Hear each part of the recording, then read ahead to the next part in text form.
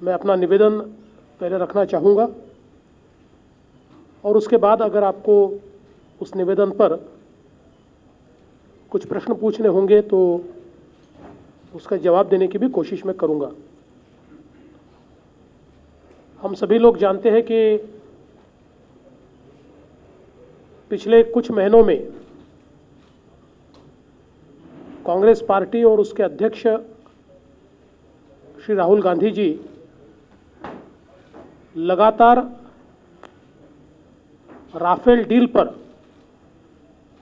सवाल उठाते रहे, मनगढ़ंत कहानियां बनाते रहे, झूठ पर झूठ बोलते रहे और देश की जनता को गुमराह करने का काम उन्होंने किया और साथ में देश की सुरक्षा के साथ बहुत बड़ा कॉम्प्रोमाइज कांग्रेस पार्टी और उसके अध्यक्ष राहुल गांधी जी ने राफेल पर सवाल उठाकर किया। अंतर्राष्ट्रीय समुदाय में भी भारत की साख को मेलाइन करने का काम ये कांग्रेस पार्टी और राहुल गांधी जी के माध्यम से हुआ, किंतु सुप्रीम कोर्ट ने जो फैसला दिया उस फैसले ने दूध का दूध और पानी का पानी कर दिया और राहुल गांधी जी का जो सफेद झूठ है उस झूठ के ऊपर से पर्दा उठाकर सच्चाई दुनिया के सामने लाई। कुल मिलाकर अगर हम राफेल की या ये जो कॉम्बैट एयरक्राफ्ट है इसके इतिहास को देखें तो कारगिल के युद्ध के बाद हम लोगों के ध्यान में आया कि अगर एक साथ हमारे ऊपर पाकिस्तान और चाइना ये दोनों हमला करते हैं और दोनों फ्रंट पर अगर हमें साथ में लड़ना पड़ता है तो हमारे पास उसके लिए जितने कॉम्बैट एयरक्राफ्ट होने चाहिए वो उपलब्ध नहीं है। दूसरा हमारे ध्यान में आया कि जिस प्रकार के एयरक्राफ्ट को पाकिस्तान ने या चीन ने एक्वायर किया है उनके मुकाबले हमारे एयरक्राफ्ट ये सेकंड जनरेशन एयरक्राफ्ट है या थर्ड जनरेशन एयरक्राफ्ट है और जबकि पाकिस्तान और चाइना थर्ड फोर्थ और चाइना फिफ्थ जनरेशन तक पहुंच चुकी है और इसलिए यह आवश्यकता महसूस हुई कि इस प्रकार का खतरा न हो, इसलिए हम अपनी डिफेंस कैपेबिलिटी को बढ़ाएं और आधुनिकतम एयरक्राफ्ट्स, कॉम्बैट फाइटर्स जो आधुनिक शस्त्रों से लैस हो इसको हम खरीदें और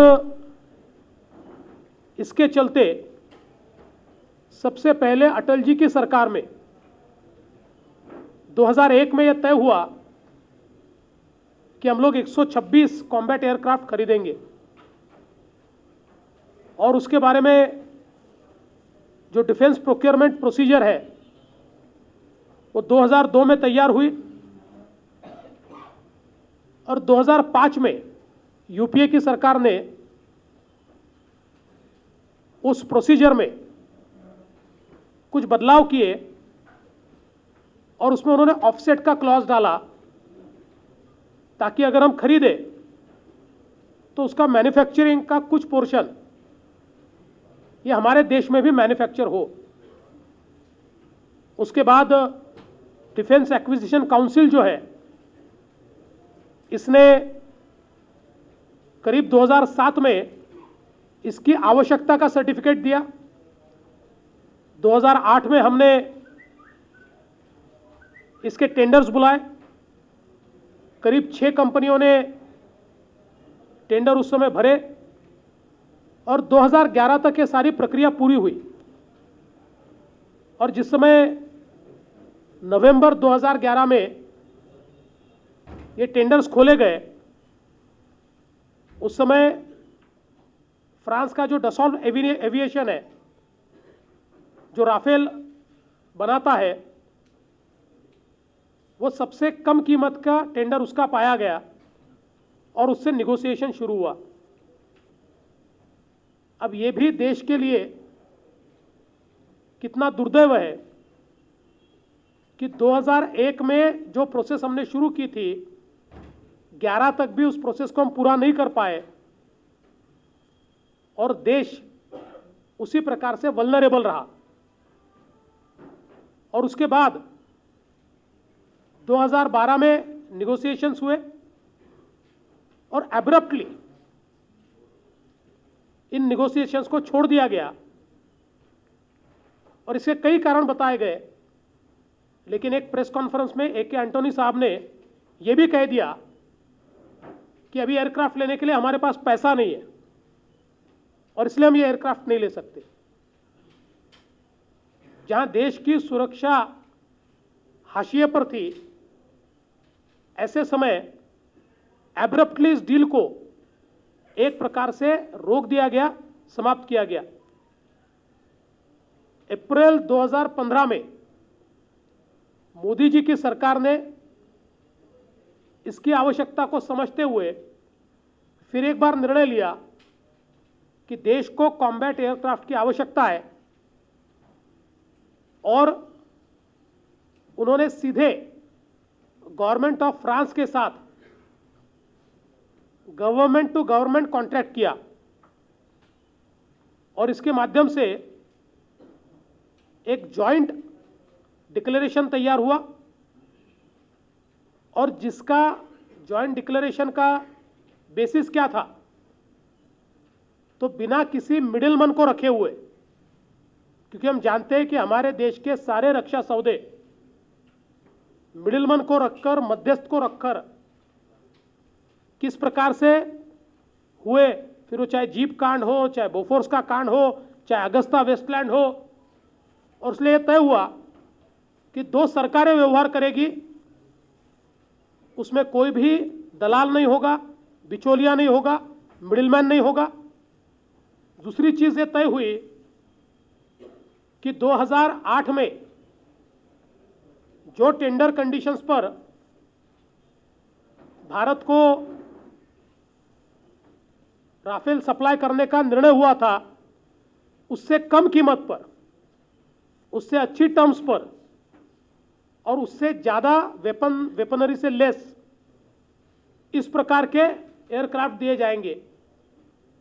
और इसके आधार पर आगे की कार्रवाई शुरू हुई और 2016 सितंबर 23 सितंबर 2016 इसके ऊपर फाइनल सिग्नेचर्स हुए और अक्टूबर 2019 से ये जो हमारे एयरक्राफ्ट से ये आना शुरू होंगे, ये निर्णय हुआ। 2 साल इसके ऊपर कांग्रेस चुप थी और अचानक कांग्रेस पार्टी और उसके अध्यक्ष राहुल गांधी ने इस पर बोलना शुरू किया और फिर झूठ पर झूठ बोलते रहे। और जब ये झूठ का पुलिंदा खुलता गया तो सुप्रीम कोर्ट में भी गए। 4 पिटीशन सुप्रीम कोर्ट में गई। कुछ पिटीशंस कांग्रेस ने सीधे स्पॉन्सर की थी और इन पिटीशंस में 3 मुद्दों को उन्होंने सामने रखा। पहला मुद्दा प्रोक्योरमेंट की प्रोसीजर का था। दूसरा मुद्दा राफेल की कीमत का था और तीसरा मुद्दा राफेल में जो ऑफसेट देना है वो रिलायंस को दिया गया, एचएएल को नहीं दिया गया और भारत सरकार ने दबाव डालकर रिलायंस को ये दिया, इस प्रकार की बातें कही गई। इन तीनों बातों पर सुप्रीम कोर्ट ने बहुत स्पष्ट रूप से निर्णय दिया। पहली बात सुप्रीम कोर्ट ने कही कि पूरी प्रक्रिया ठीक ढंग से हुई है। Defence acquisition council, cabinet committee on security, ये सारे चरणों से इसको ठीक ढंग से आंका गया है। और उसके आगे जाकर उन्होंने कहा कि यूपीए ने जो 2013 में पॉलिसी तैयार की थी,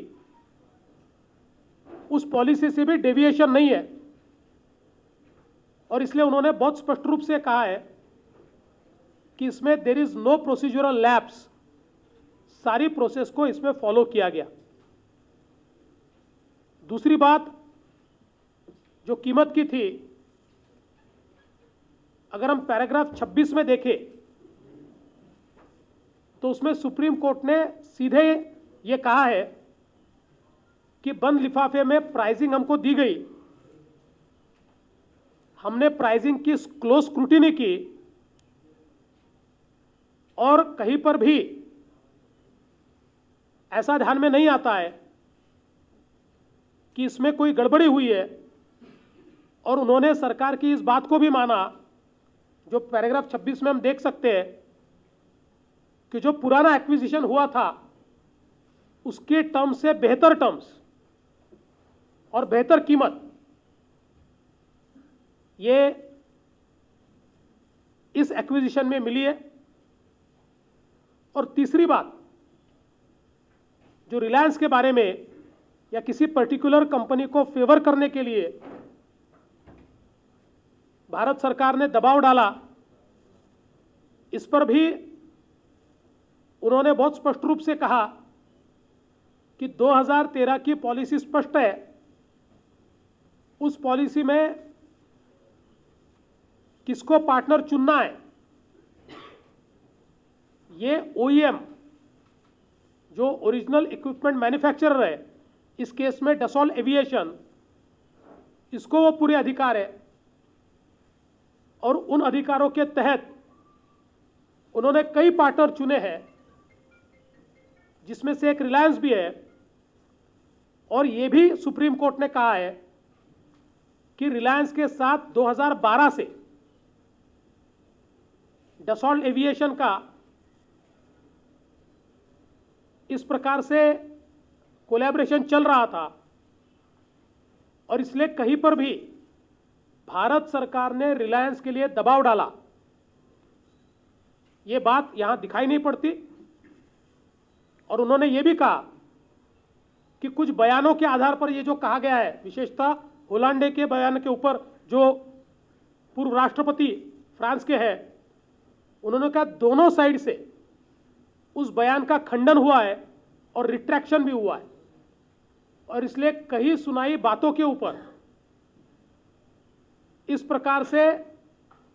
हम कोई कोर्ट मॉनिटर्ड इंक्वायरी कर नहीं सकते। और इसलिए उन्होंने ये भी कहा कि जब हमारे बाजू के देश जनरेशन 4 और जनरेशन 5 एयरक्राफ्ट एक्वायर कर रहे हैं, उस समय हमने इस प्रकार की सुनी सुनाई बातों पर हमारे देश के एक्विजिशन को रोकना, ये देश के हित में नहीं होगा। और मुझे ऐसा लगता है कि इस जजमेंट के कारण कांग्रेस के झूठ का पर्दाफाश हो गया। कांग्रेस लगातार ये कहती थी कि एचएएल को हमारे समय पार्टनर बनाने का तय हुआ था, उस पर भी सुप्रीम कोर्ट के आदेश ने बहुत स्पष्ट रूप से कहा है कि उस समय सरकार ने कहा था एचएएल को पार्टनर बनाइए, किंतु जब कमर्शियल डीलिंग की बात आई तो एचएएल की जो कीमत थी वो 2.7 times of the man hours,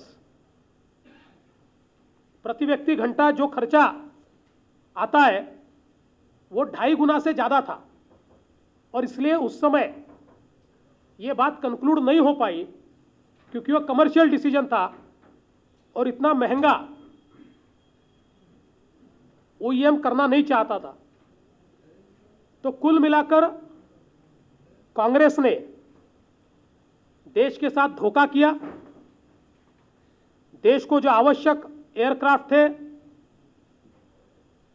उनकी खरीद में जानबूझकर विलंब किया, बीच में ही एब्रप्टली उसकी प्रक्रिया को छोड़ दिया,